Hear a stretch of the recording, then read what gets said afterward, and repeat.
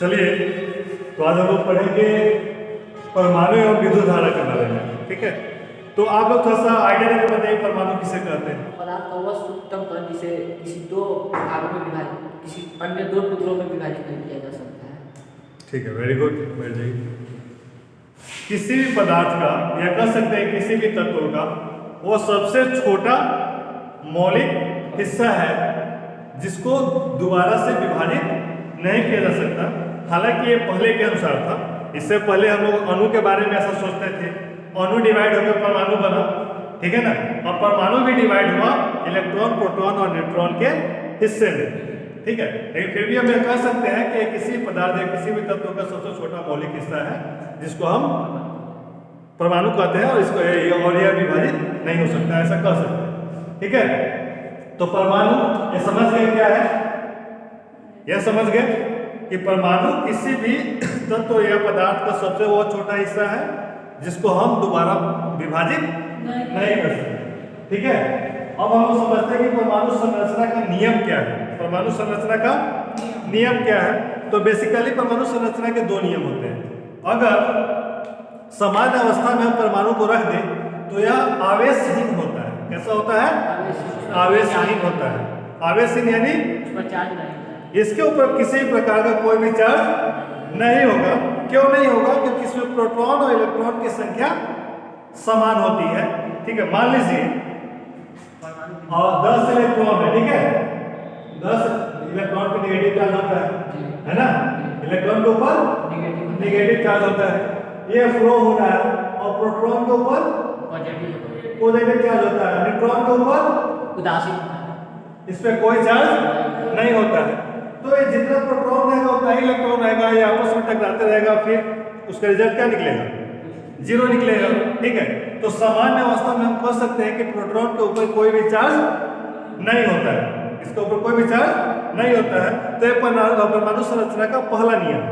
दूसरा नियम, परमाणु जो है उसके अंदर इलेक्ट्रॉन जो है एक कक्ष के रूप में चारों तरफ चक्कर काटता है।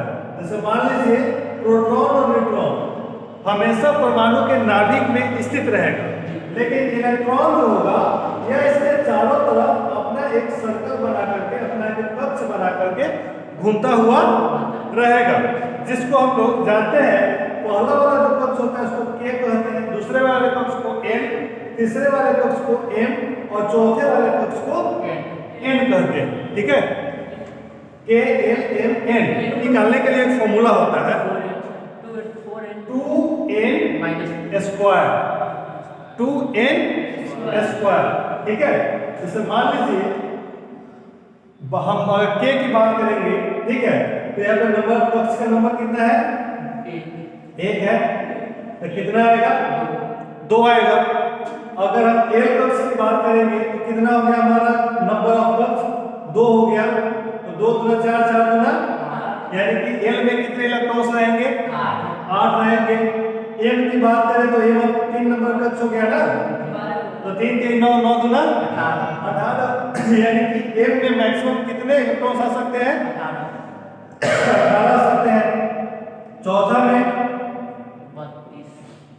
4 × 16 16 × 32, यानी मैक्सिमम कितने इलेक्ट्रॉन्स चौथा में आ सकता है? 32 आ सकता है ना। अच्छा, एक इसको एग्जांपल के तौर पर समझते हैं। मान लीजिए कॉपर है, कॉपर का इलेक्ट्रॉनिक नंबर कितना है? 29 है ना।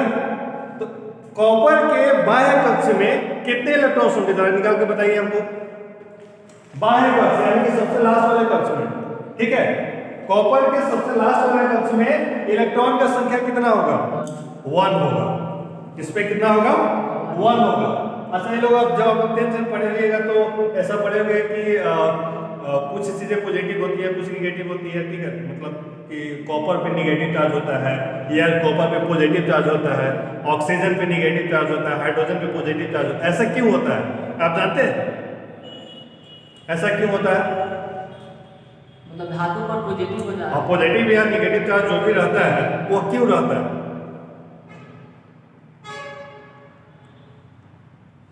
कुछ आइडिया है? अब जैसा मान लीजिए आप यहाँ पे कॉपर को ही देख लीजिए, कॉपर के लास्ट में कितना बच गया हमारे पास इलेक्ट्रॉन का नंबर? एक बच गया। अब मान लीजिए कॉपर को अगर अक्रिय गैस में बदल जाना है जी, एगो त्याग तो क्या कर देगा? एगो त्याग एक त्याग देगा, एक त्याग देगा। नहीं तो अगर इसको अक्रिय मतलब राष्ट्र पूरा करने के लिए 8 चाहिए, 7 लेना पड़ेगा। उससे तो ज्यादा आसान है कि एक छोड़ देगा, है ना। तो चूंकि यह छोड़ दे रहा है, यानी कि मैं पैसा वाला हुआ तो मेरे पास पैसा छोड़ दिया, इसलिए पॉजिटिव हो जाता तो मैं क्या हो जाता हूँ? धन आवेश हो जाता हूँ। त्याग करने वाले का पॉजिटिव, ग्रहण करने वाले का ग्रहण जो इससे ग्रहण करेगा वो क्या हो जाएगा? नेगेटिव। ऋणात्मक हो जाएगा, मतलब ऋण आवेश हो जाएगा, उसको वो निगेटिव हो जाएगा। हमने छोड़ा तो हम धन आवेश, धनिक ग्रहण किया, मांगा, भीख मांगा तो ऋण आवेश, क्योंकि हमारे ऊपर कर्जा चढ़ गया, है ना। तो इसी वजह से वो पॉजिटिव होता है, कुछ निगेटिव होता है। तो परमाणु संरचना के दो नियम होंगे। पहला नियम कि सामान्य अवस्था में परमाणु आवेशहीन होता है, समझ गए। सामान्य अवस्था में परमाणु उदासीन होता है, आवेशहीन होता है। और दूसरा, इसके कक्ष में इस फॉर्मूला के हिसाब से, इस कौन सा फॉर्मूला 2mh² के हिसाब से इलेक्ट्रॉन्स विद्यमान होते हैं। ठीक, इसके आगे नहीं पढ़ते, ठीक है। तो यह समझ में आ गया। दूसरा जो इसका नियम है कि अंतिम कक्षा में 8 से अधिक और उससे पहली कक्षा में 18 से अधिक इलेक्ट्रॉन नहीं रह सकते, ठीक है। उससे पहले वाले कक्ष में 18 से अधिक नहीं रह सकते हैं और अंतिम कक्ष में 8 से अधिक इलेक्ट्रॉन नहीं रह सकते, ठीक है। अब हम लोग बात करेंगे, ये समझ में आएगा परमाणु संरचना के नियम आया समझ में? क्या क्या हो गया?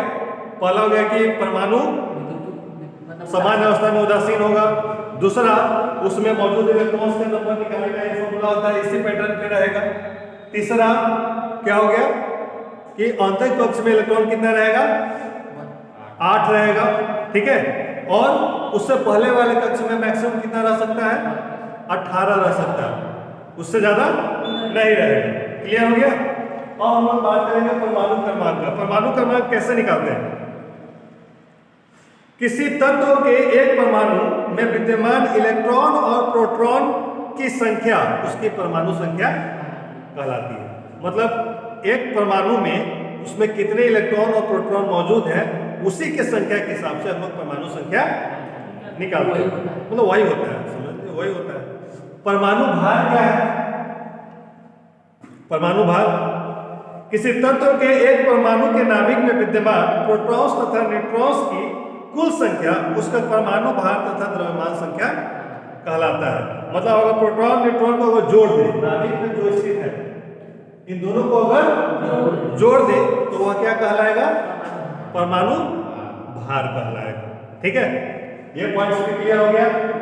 अब बात करें हम लोग विद्युत धारा का। विद्युत धारा किसे कहते हैं? आवेशों के सतत प्रवाह को विद्युत धारा कहते हैं। आवेशों के सतत या लगातार प्रवाह को धारा कहते हैं। आवेश या बले, इसको एक्चुअल में अगर सही ढंग से कहा जाए तो इलेक्ट्रॉन्स के प्रवाह को आवेशों को इलेक्ट्रॉन कहते हैं। आवेश ही, आवेश क्या है? जो इसके ऊपर चार्ज है, ठीक है। लेकिन फ्लो कौन कर रहा है? ये आवेश नहीं, इलेक्ट्रॉन फ्लो कर रहा है। इसीलिए हम कह सकते हैं कि हर चीज में क्या होता है? आवेश होता है। करंट हर चीज में होता है, ठीक है। लेकिन होता क्या है ना कि जहां पे हमने बाहरी कोई बल नहीं लगाया है तो वहां पे जितने इलेक्ट्रॉन है वो फ्लो कर रहा है, अपना फ्लो कर रहा है। मान लीजिए 10 इलेक्ट्रॉन इधर से फ्लो कर रहा है, 10 इलेक्ट्रॉन इधर, प्रोटॉन इधर से फ्लो कर रहा है, टकरा रहा है, आवेशित हो जा रहा है। लेकिन हम लोग क्या करते हैं? बाहरी एक बल लगा करके उसको एक दिशा में फ्लो करवाते हैं ताकि वह डिस्चार्ज नहीं हो सके, वह डिस्चार्ज नहीं हो सके, और उसी को हम लोग बाहर दूसरे चीजों में इस्तेमाल कर लेते हैं। समझ में आया? तो इलेक्ट्रॉन्स के प्रवाह को क्या कर सकते हैं? क्या कहते हैं हम? विद्युत धारा कहते हैं, ठीक है। विद्युत धारा को किस चीज में लिखते हैं हम लोग? किस, कैसे डोनेट करते हैं? अगर विद्युत धारा को हमें किसी एक अक्षर में डिनोट करना हो तो कौन सा अक्षर से डिनोट करेंगे? आई से, ठीक है। तो इसका मात्रा क्या होगा? एम्पियर, ठीक है। मात्रा एम्पियर, मतलब लिखेंगे आई से मात्रा क्या होगा? एम्पियर। समझ में आ गया? अच्छा, एक जनरल नॉलेज के लिए क्वेश्चन तो है, बता दीजिएगा।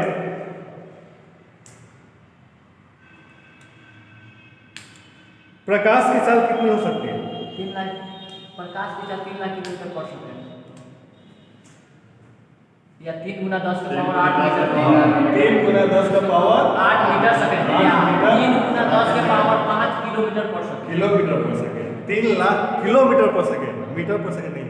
3 गुना 10 के पावर 5 किलोमीटर पर सेकंड। किस तरह से पढ़ता है? 3 लाख किलोमीटर वो पर कर सेकंड। सकते हैं, जैसे किलोमीटर का है 3 गुना 10 का पावर 5, तो मतलब क्या है 3 के ऊपर 5 को 0, कितना होगा? 3 लाख होगा, है ना? तो वो भी कर सकते हो, ऐसे भी कर सकते हो, मीटर पर सेकंड में भी कर सकते हो, लेकिन मीटर पर सेकंड हमेशा याद रखना, क्योंकि किलोमीटर में 90% जगह पे तो आपसे नहीं पूछा जाएगा। आपसे किस में पूछा जाएगा? मीटर पर सेकंड। तो हमेशा याद रखना किसके बारे में? मीटर पर सेकंड में। 3 गुना 10 का पावर 8 मीटर पर सेकंड। ठीक है। अच्छा, विद्युत धारा के प्रकार। विद्युत धारा कंप्लीट हो गया। अब विद्युत धारा के प्रकार। विद्युत धारा कितने प्रकार के होते हैं? कौन कौन से होते हैं? प्रतिवर्ती धारा और दिश धारा। प्रतिवर्ती धारा और दिश धारा। प्रतिवर्ती धारा और दिश धारा। दृश्य धारा। ठीक है। ऑल्टरनेटिव करंट और यह 2 प्रकार का होगा, प्रतिवर्ती धारा और दिश धारा। दृश्य धारा। ठीक है। प्रतिवर्ती धारा किसे कहते हैं? जब किसी खास समय के अंदर में धारा परिवर्तित रहता है उसे मतलब प्रतिवर्ती धारा कहते हैं। अगर करंट हमारा इस टाइप से फ्लो हो रहा है तो इतना ही समय के लिए वह डाउनफॉल में भी जाएगा, और दोनों जगह जो ये डिस्टेंस है लैम्डा ही होगा। इस डिस्टेंस को किस से कनेक्ट करते हैं? लैम्डा से। ठीक है। दोनों जगह डिस्टेंस कितना होगा? मतलब जितना ऊपर गया है उतना ही नीचे आएगा, और इसी प्रकार से चलता रहेगा अपना, वो इसी प्रकार से चलता रहेगा। यानी कि दिशा समय के सापेक्ष, दिशा और समय के सापेक्ष परिवर्तित होना। अगर विद्युत धारा उस टाइप से परिवर्तित हो रहा है तो उसको कौन सा धारा कहेंगे? प्रत्यावर्ती धारा कहेंगे। दृश्य धारा क्या है? अगर किसी करंट में समय और दिशा के साथ कोई परिवर्तन उसके दिशा में नहीं आ रहा है, ठीक है, मतलब वो एक ही दिशा में अपना चलते जा रहा है, उसमें कोई परिवर्तन नहीं आ रहा है, तो उसको दृश्य धारा कहते हैं। ठीक है।